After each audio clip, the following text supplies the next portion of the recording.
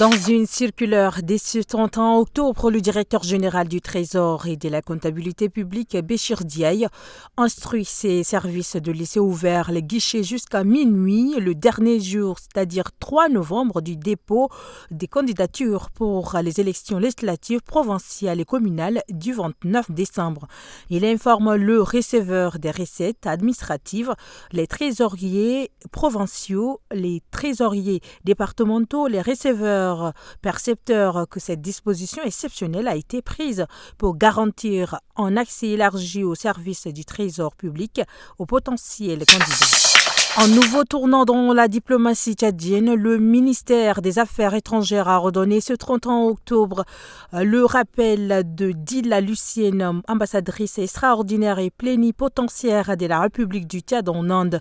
L'ambassadrice dispose d'un délai de 72 heures pour quitter son poste et transmettre ses fonctions au premier conseiller de l'ambassade. Cette décision fait suite à un décret présidentiel daté du 5 août dernier qui avait déjà annoncé le rappel de Dila Lucienne.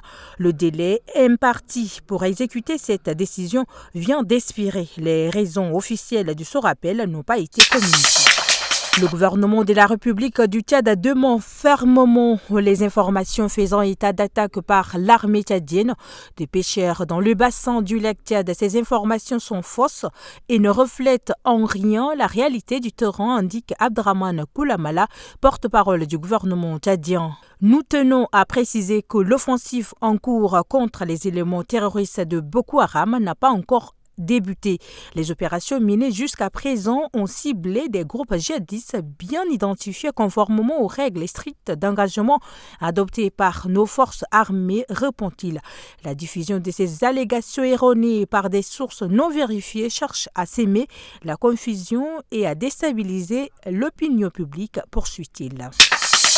Douma Boko, candidat à la présidentielle du Botswana sous les couleurs de la coalition pour un changement démocratique, a été déclaré vendredi 6e président de l'histoire du pays à l'issue des élections législatives marquées par la nette défaite du parti du président sortant Mokwetsi Masisi. Le juge en chef du Botswana, Terence Ranouan, on a fait l'annonce à la télévision nationale depuis Gaborone, la capitale du pays.